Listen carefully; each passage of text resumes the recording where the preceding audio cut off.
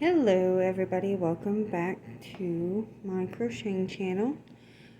Today we are going to be learning about the Tunisian crochet stitch.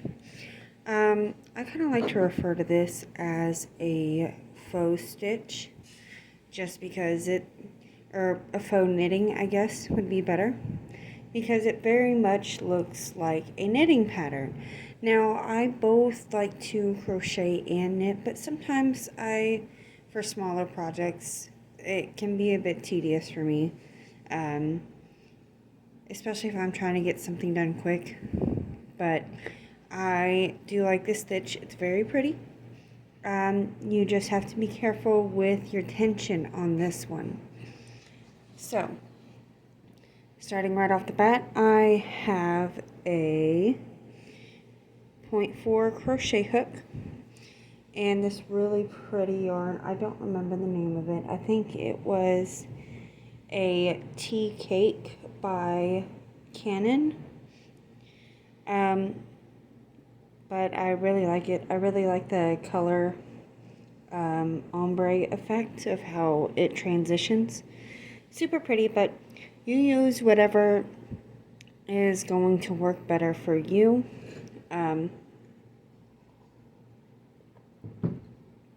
Whatever kind of yarn you want, just make sure to look on the back, because on the yarn skin it should tell you what size of crochet hook you should be using.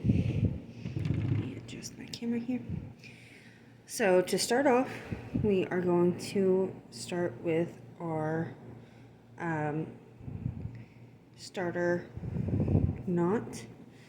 So just for a recap with that, behind the finger, over, push this forward, loop behind it, back over the finger, pull up. For this one, I'm just going to be doing a small little tutorial square, nothing fancy, just so that way y'all can practice and see the hand movement. I'm going to start off probably with about 10 chains. So we're going to go 1, 2, 3, maybe about 6 or 7, because this is a small hook. 4, 5, 6. I might be able to do 10. Let's see. 7, 8. Ooh. 9 and 10. Alright, so now what I'm going to do is, you see inside this next loop, I'm going to insert my hook and pull a loop up. You want to pull it a little bit more than what you would normally do, like if you would start on a single crochet, because if not, it'll start to curl up pretty good. Your first few rows might be a little tight, and that's okay. It'll loosen up as you go. You just got to pull on it, but it'll be fun. Now, instead of doing a single crochet, we're going to continue this, what I just did, down the entire row. So again, insert into that top loop, pull a loop up, onto the next, insert to that top loop, pull a loop up, insert into the top loop, pull a loop up, insert, pull up,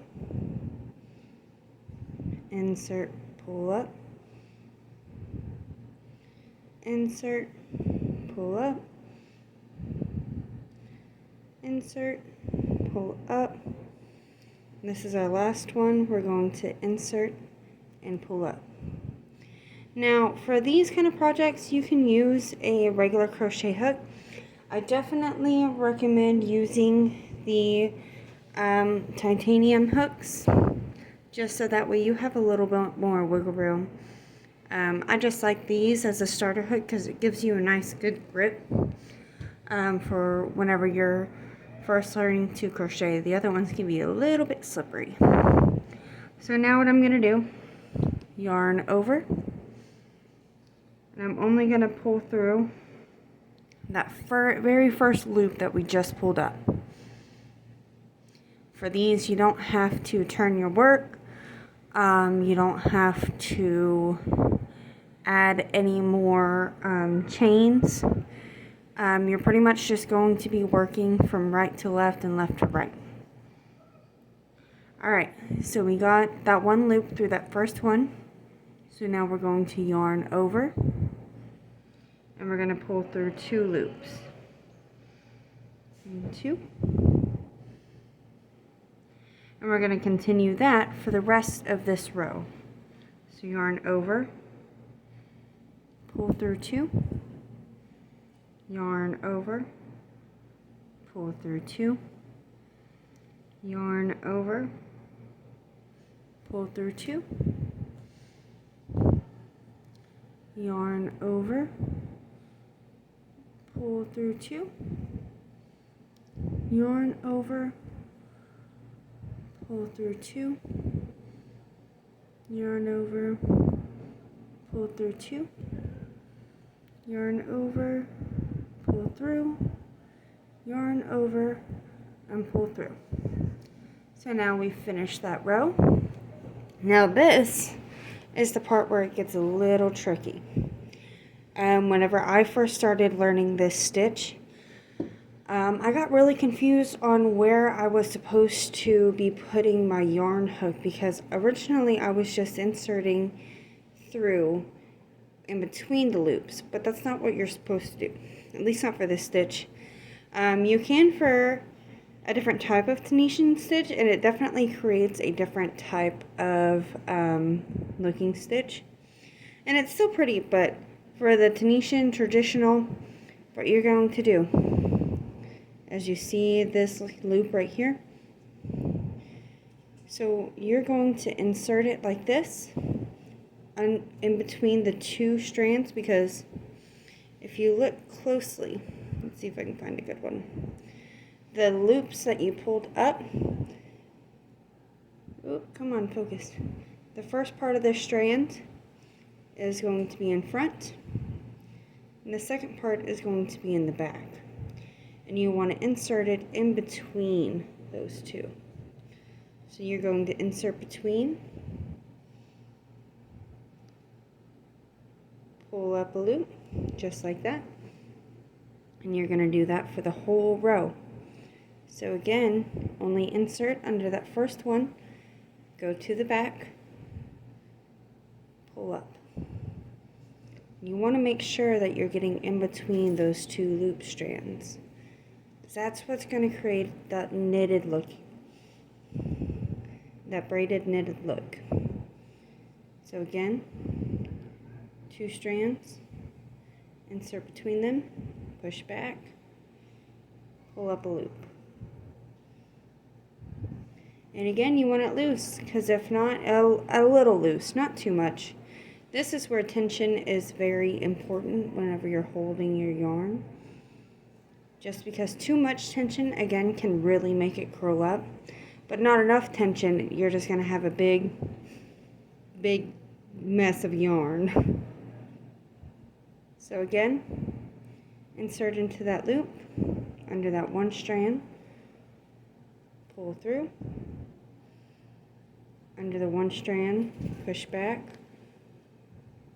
pull through, insert into the 1 strand, push back, pull through. Now, at the end of it, you're going to see these 2 strands, kind of like you would at the end of a normal one. And you are going to push behind both of those, kind of like you're inserting your hook into a normal stitch on the side.